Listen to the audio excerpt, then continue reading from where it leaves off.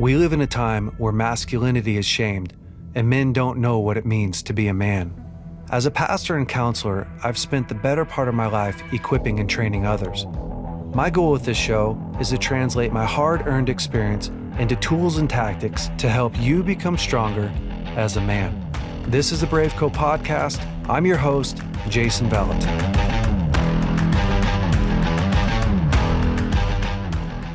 Dad, thanks so much for coming on this week. It's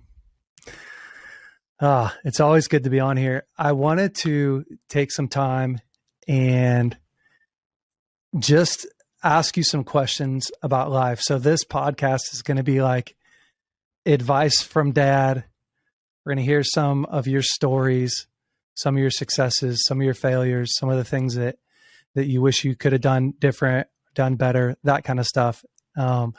I get to ask you whatever questions I want, but a lot of people don't. So I thought that would be kind of fun for everyone. That'd be good. Yeah. Starting off right off the bat, I would love to know what you think your biggest failure was and why. I've had a lot of them. Probably the most, the most prominent failure as far as having a long-term impact on our family would have been, the growing our business in a way that was inconsistent with good business practice as far as outgrowing our finances and borrowing money, and then making bad business decisions based on ambition instead of on wisdom.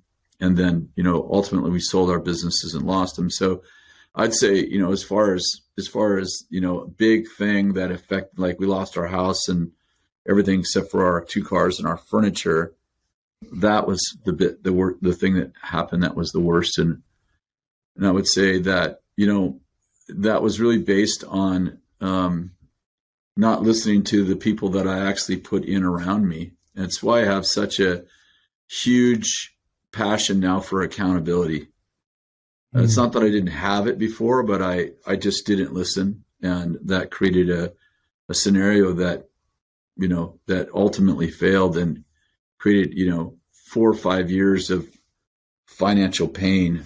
And, that's because we had a parts store, right? We had one auto parts store. One auto parts store. And did you have cool air at that time as well? Yeah, we had air conditioning. We had we did. We had one auto parts store and had an air conditioning business, and those were very successful and doing really well.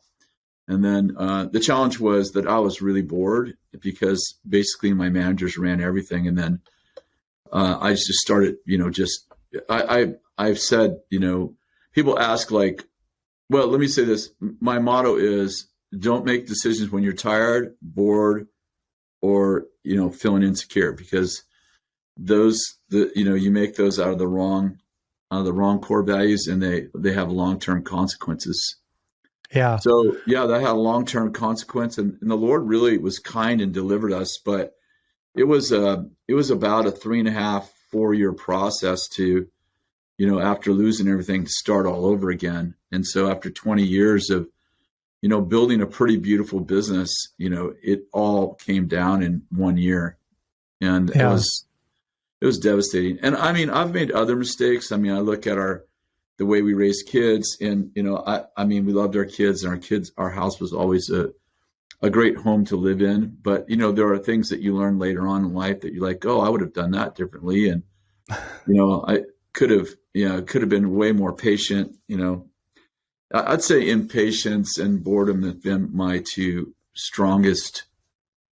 I'd say those are the 2 things that probably plague me the most in my everyday life, is just, boredom and impatience. And probably they're probably somehow related.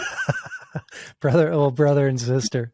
Yeah. When I get impatient, I'm like, I'm telling myself, don't make this big decision right now, So for business, because you ran businesses. I mean, you've been in business since you were 20 years old. Yeah. Biggest mistake would be making a poor decision out of being bored, not listening to the friends around you going, hey, I don't think that's a great idea. Yeah. And borrowing, and the way I did it. So it's like the way I did it was I borrowed 300,000. And, the truth is that we had pretty much built our businesses. We bootstrapped our businesses. So, we maybe borrowed 10 grand here or there for something short, but mostly we just paid cash as we went. And then we went from that to borrowing $300,000. And then, you got a note, plus you have to so not only do you have to pay the note back, but then our business plan crumbled really quickly for some things that we didn't have control of, which is a part of the world, right? You don't control, you don't even have total control of you, much less the elements around you. And so our business plan worked really good for about 8 months till our competitors saw what we were doing, and they had a lot more capital and they had a lot more influence in the new city we were in. And they just basically sold the very same parts we had for cost, and we couldn't compete. So it was just a bad business decision. So you're in business, you make some bad decisions, you get smashed. How do you get out of that? What's the advice to these young guys that you're talking to that's like, okay, now you're down. How do you get up? Well, here's the deal. So what happened, I'll give you the very short version. So we actually borrowed the 300,000 from our supplier, who was the second largest supplier of auto parts, aftermarket auto parts in the United States. And then when those businesses, 2 of our 3 part stores, well, especially one part store was bleeding, hemorrhaging money, we went to them and said, hey, we're going to close these 2 auto parts stores and just keep our real profitable one. And they said, hey, we'll buy all 3 of them from you. And, basically you're going to come out with that $250,000. And because we were moving to Bethel anyway, I thought, well, that's a great plan. Let's do that. And so we entered into an agreement with them, which was supposed to be like a 3 or 4 month escrow. And it turned into an 18-month escrow, so that from the time we engaged in the contract to the time that we moved, so we thought that the sale would be done, and then we'd have about another 10 months to navigate going to Bethel with $250,000.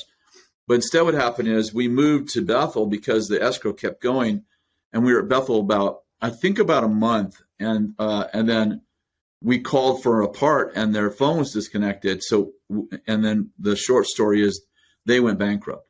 And so they went bankrupt with us owing them the 300,000 plus money for parts. Plus we didn't have the 250. And basically we ended up owing 1.8 million. We probably owed over 2 million really, but we owed at least 1.8 million. And, the only way out was, we were making nothing at Bethel, $1,000. I made $1,000 a month, and your mom made $1,000 a month. So we basically, and we're living in a little apartment. So basically, there's no way we're going to pay back $2 million on our wage. We were basically making groceries. And so we were going to go bankrupt. And then we told, the elders at Bethel that we were leaving, going back into business. Because, how are we going to make a living? It definitely was going to be anyway. So we went to see the elders of our church and told them we were leaving. We owed 127 suppliers, 1.8 million. And one of the elders stood up and said, hey, we're going to pray for you and God's going to do a miracle. Would you trust me? And I said, well, I don't have any faith for that. And he said, would you trust my faith? I'm like, okay. So we did that, and we didn't go back. He said, would you not go bankrupt for 6 months? And we agreed to that. I mean, what's 6 months? And although we had already seen a bankruptcy attorney and everything. And then what happened within, I think, a couple months, maybe 3 months, within 3 months, we'll say, half of the 1.8 million was forgiven. And so like now my faith is building. And so, and then I'll keep shortening these stories.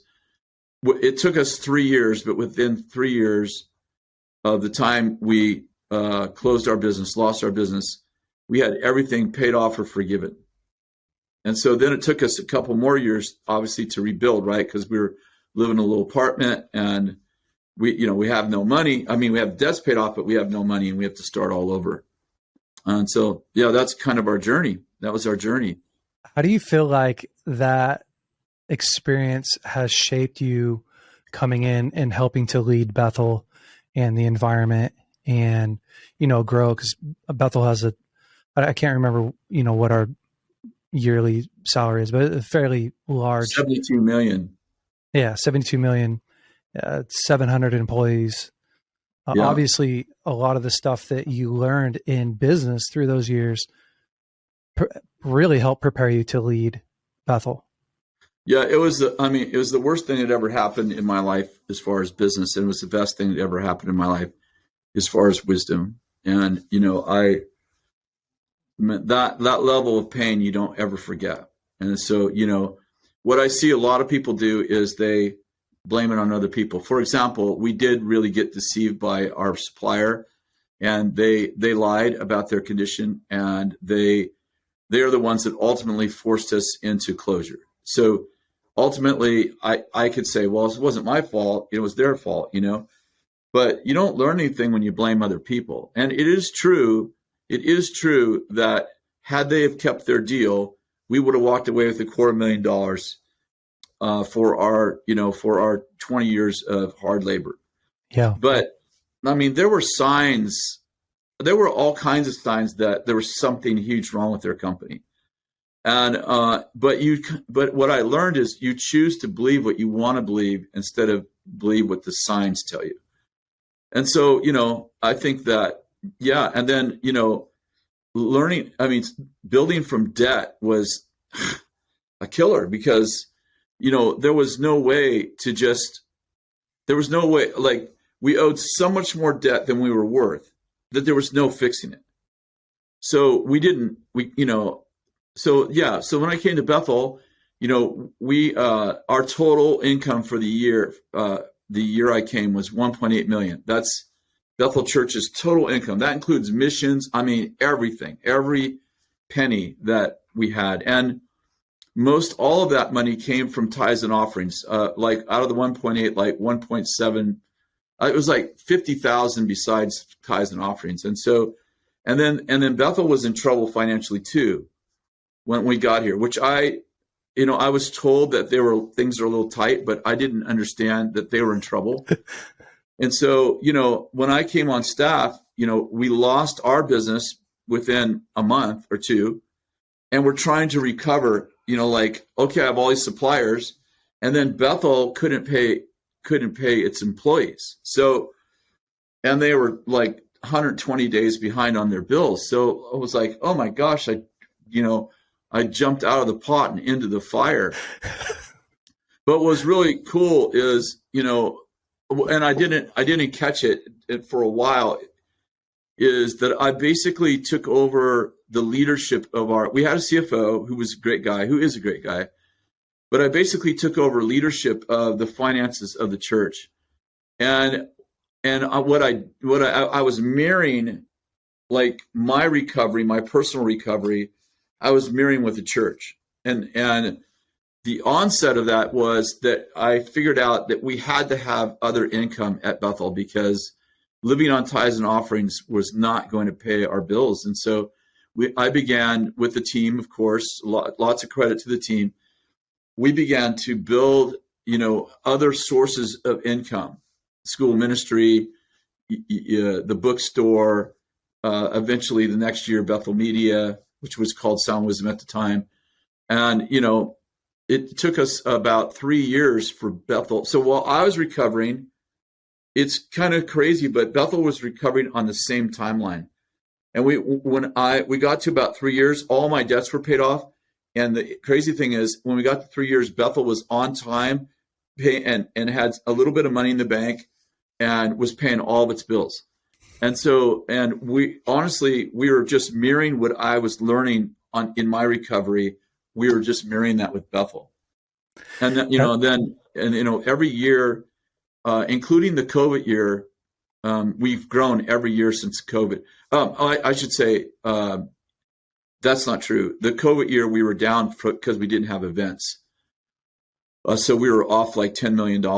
But every year since before then and since then, we've grown every year. And so that's been exciting and also really encouraging, to fail in an area and then go back and succeed in the area that you failed in. And I don't want to say this as a cliche, like it was all the Lord in that, he would say, don't do that, do this, make that investment, don't do that. And of course, after you fail, you have a more listening ear. So you're like, okay, you're double checking, like, am I really supposed to do that? Is this the best thing? And yeah. So, and then Bill Johnson he's just such a wonderful person. So, I really got the opportunity to have a lot of freedom to help us grow in a way that was healthy here.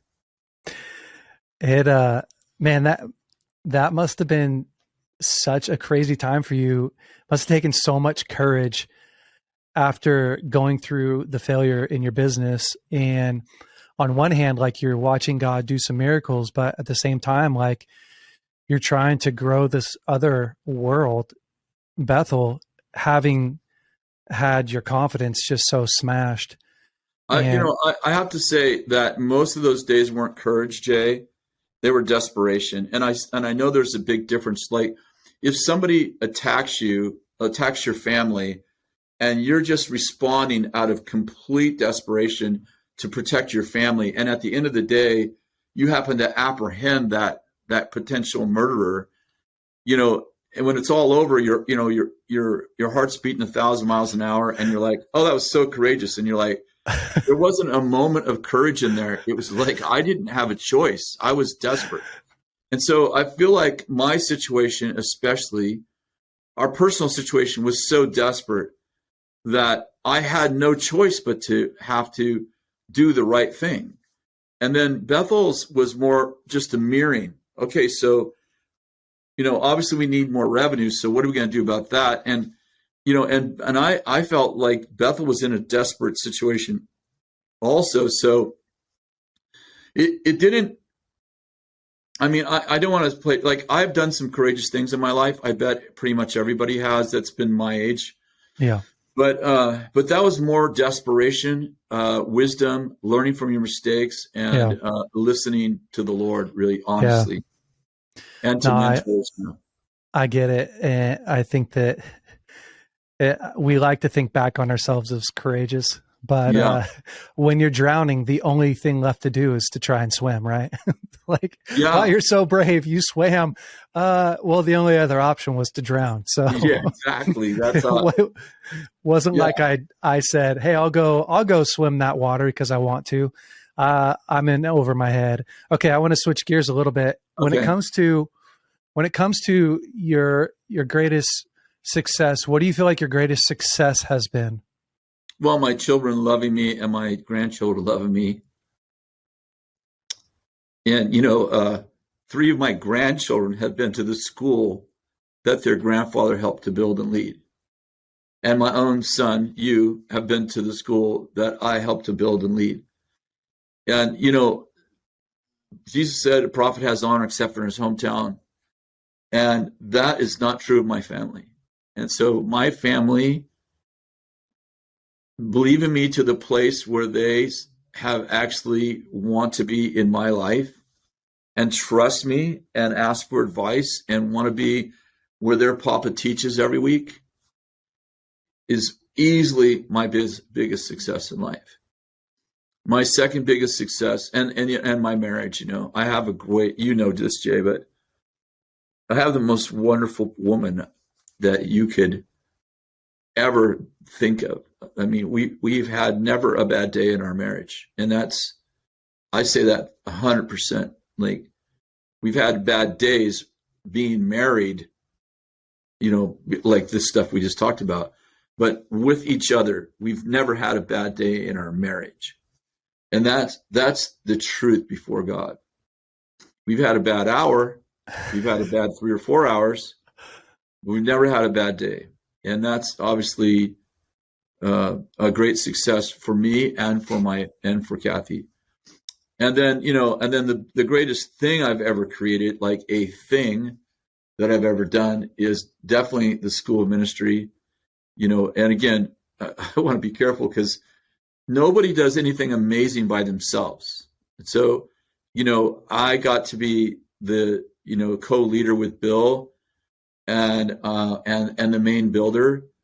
But there was lots of people around making it happen. And, you can envision building a great bridge, but if you don't have contractors and, construction workers and, people that can operate heavy equipment, you can't build anything. Yeah. So I'd say that's my greatest accomplishment with the team. Dad, what do you attribute those successes to? Well, if you ask me, what is your greatest positive attribute? I would say, I don't quit, which is also why I get in trouble, right? Because I don't quit. Like you don't want to be on the wrong side of me if I, you know what I'm like, I don't quit. Jay, you know this. Like I do. When I finally quit, it's because I see no way forward. Like, and every other human would have quit like back there. Yeah. And I don't know what it is in me that I'll say it's like an attribute that's been in my life since I was a little boy. And so I would say that. And then the second thing is I have a unique ability. And again, I attribute this 100% to the Lord, to see things finished before they're started. And so I often have a great idea of where we should go because I can see it in my mind, kind of like an interior decorator can come in your house and go, oh, that should be purple and that wall ought to be brown. It's like they can imagine it before it's as if it's done. And I can't do that with decorating, but I can do that with life. And especially when it comes to organizations and ministry, and I can meet somebody and, like Bethel School of Technology is a great example. I met Ryan Collins, who's now our CEO. And I'm like, this is it. This is the right guy. We have the vision, and it's not 100%. I have got, I'd say 3 or 4% of those wrong over the years. So it just humbles you enough to know that you have to still realize that you can be wrong. But I'm really good at that. I just want to say, like, I'm really good at that. And I'm really good at pushing through. And I do realize that when you build something from scratch, there's 2 or 3 years that you have to, it's not easy. Like you have to push in. It never goes the way you think it's going to go. It always costs more, takes longer, and you're always needing another person that you don't have. And that's just after building, 15 organizations, like those are common. But I realize like the right person will come along. The money will come if you do it right. If you love people and serve people well, you'll grow, and you just have to hang on during those tough times, because most people give up, I think, a year or two before they actually have success because they lack the vision and they lack perseverance. Yeah, I think that's so true. I would say that's true of you, and probably definitely one of your strongest attributes, your ability to persevere. Doesn't really matter what's going on. It's not a factor for you. You're going to just keep going until either God says stop, mom comes in and says you're done, or or you've accomplished yeah, or you've accomplished the task at hand, which is always it's just so great. When it comes to life, when you look back, this phrase, if I only knew blank when I was young, what would you tell yourself looking back? And it could be any age, it could be when you're growing up or when you're just newlywed, or. Jay, I'm sure I was ADHD when I was young. And I'm Yeah. sure I was still extremely ADD all the way into my early 40s. Hmm. And so I think I should have gotten help. And I also think that the outworking of the destructive part of it is that I have a really hard time paying attention. And so I'm not present a lot. And I really worked on it the last couple years, but I still notice there's a long ways to go because I look around at men like you and other people in my life that I work daily with, and I'm like, oh, I feel like they're present, they're listening, they're connected. And I sometimes, and my mother was very emotionally intelligent, so she taught me the outworkings of looking connected. But I learned those without actually learning how to be connected. Mm. So I could sit there while you're talking, and I know I'm supposed to look you in the eye, smile, shake my head, and go, yeah, that's good, that's good. And I unfortunately can do that by training that I had since I was a little kid, because my mom was so good at it, and be thinking about something completely different and walk away and not even know what you said. So, I would say that I regret not getting help, and I regret, especially with my kids, and then I regret and I regret not learning even later on in life how to be present. Mm. And I still am working on it. Like, I probably got an F through most of my life, and now I probably get a C. It's like there's no way I've mastered it. I notice with my grandkids, especially my young ones, I'm like, oh, I'm so bored. I get bored so quick. I get bored as fast as my 2-year-old. In fact, I'm like, she'll sit on my lap for 20, maybe 2 minutes. That's a long. And she'll be like, and I'm like, and we're totally connected. And then she'll be like, oh, off to something else. And I'm like, that is so crazy. That is about how long my attention span is. So, all of those things, I think I should have had some help with. And I just, now my habits are bad. Now I have bad habits.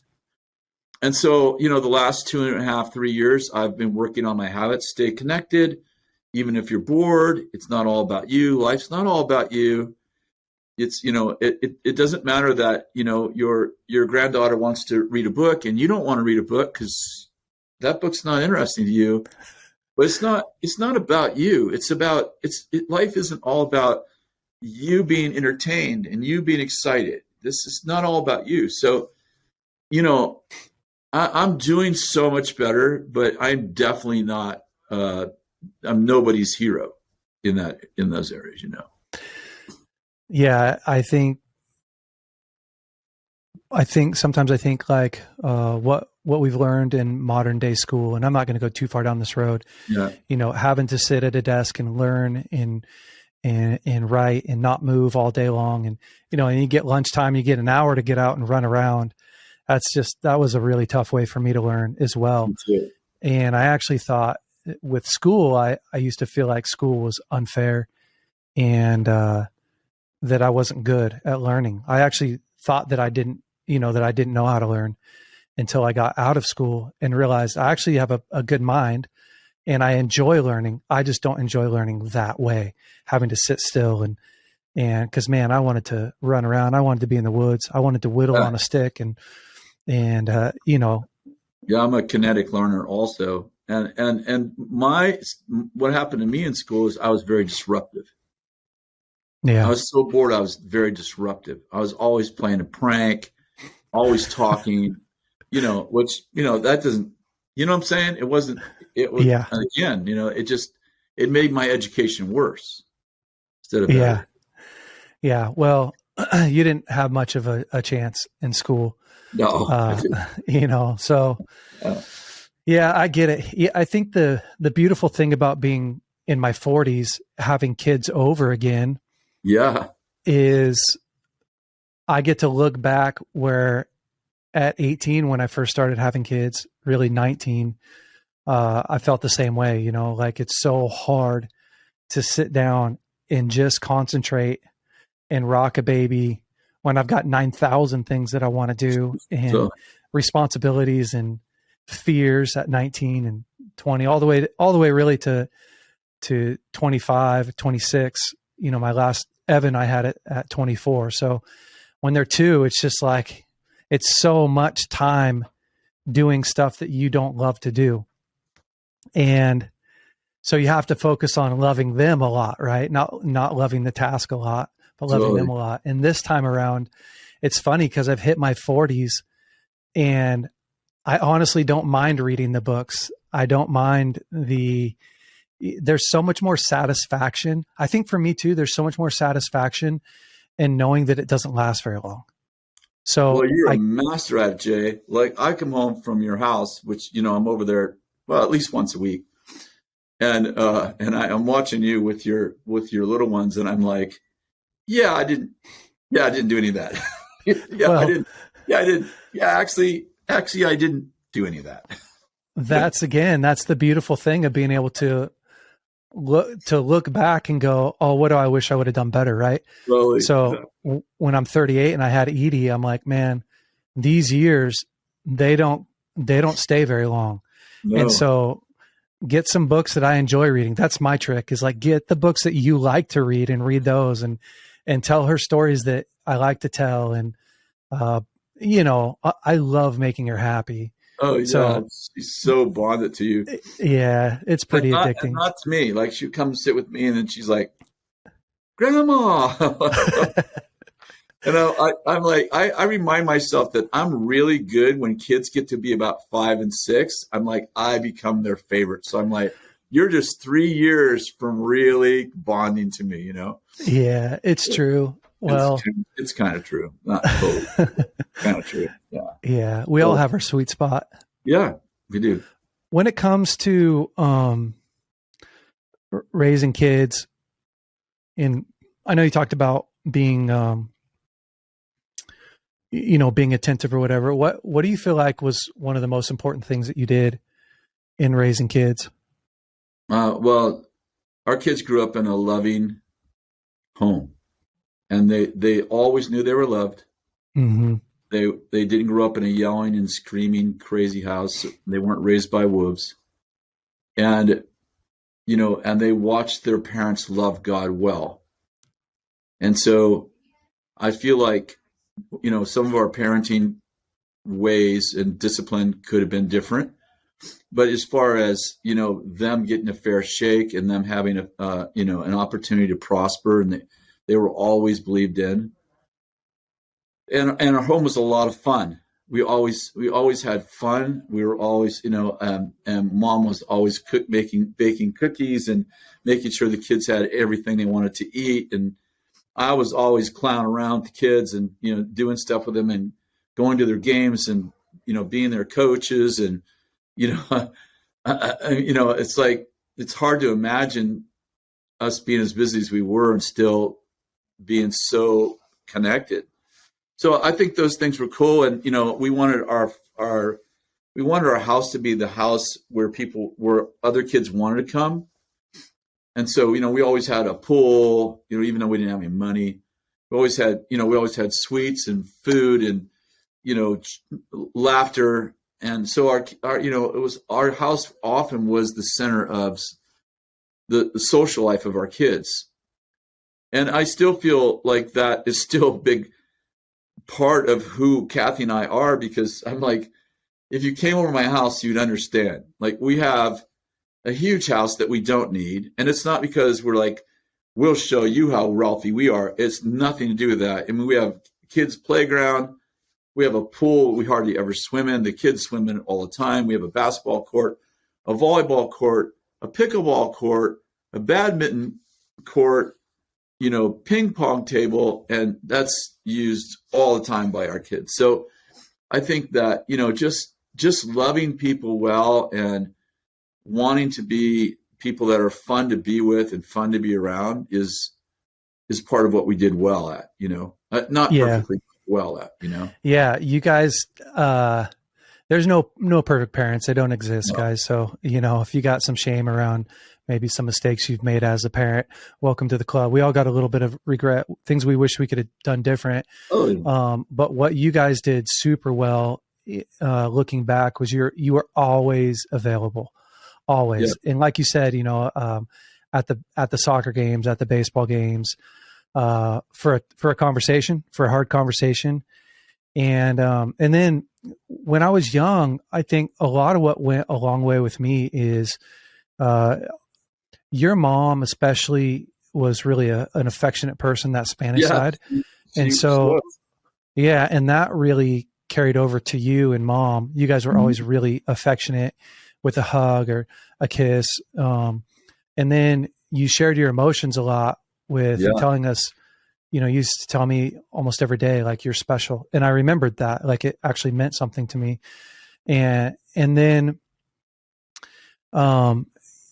you guys were really good at letting us make mistakes. Yeah. Which is super hard as a parent, right? Because it can be scary when your kids make mistakes. But I remember being 15 and you telling me, son, you're almost out of the house. You got a couple years left here. Make all the mistakes that you can while you're here, because you have me here. Yeah. And that was now looking back, I teach that a lot, but that was such a incredible place to grow up, because, kids who lie are kids who probably are lying because their parents can't handle the truth. Yeah. They have to lie because they're going to get in trouble, or, but I think we all did pretty good as kids, because we didn't have to lie. We didn't have to go somewhere else to be ourselves and to have fun. We knew that we were accepted. You guys did a great job apologizing too. Mm-hmm. Yeah. Well, you did a great job apologizing. Mom didn't do anything to apologize for. Mom never did anything that she had to apologize for. So just to be super clear, mom and dad didn't have a hard day because of mom, not dad. Yeah, it's true. It's 100% true. Yeah. Obviously dad's a great man. My mom, if you were to look up the word shalom, peace, it's just a picture of her. She's just an incredible woman. So incredible. Yeah. Yeah, I love it. When you're thinking about young guys my age, Dad, what's a piece of advice that you'd give to them? We're going to wrap up here, but just in life, a lot of guys my age we're in the phase of life where we're building stuff. A lot of the stuff we're building is early days. It's kind of our own. We got families, full blown, neck deep into little kids and teenagers, that stuff. Got a few failures under our belt, got a couple successes. What would be a piece of advice you'd give? We weren't built to do this alone. And so I would say, one of the reasons why I have been successful at whatever level I'm successful is the people that I've attracted around me and the environment in which they have full freedom to tell me what they're thinking. Mm-hmm. And I can't even tell you how many bad decisions have been avoided, because we just talked about some of the worst, but that have been avoided by asked for and not asked for advice by people who care and who have lots of experience.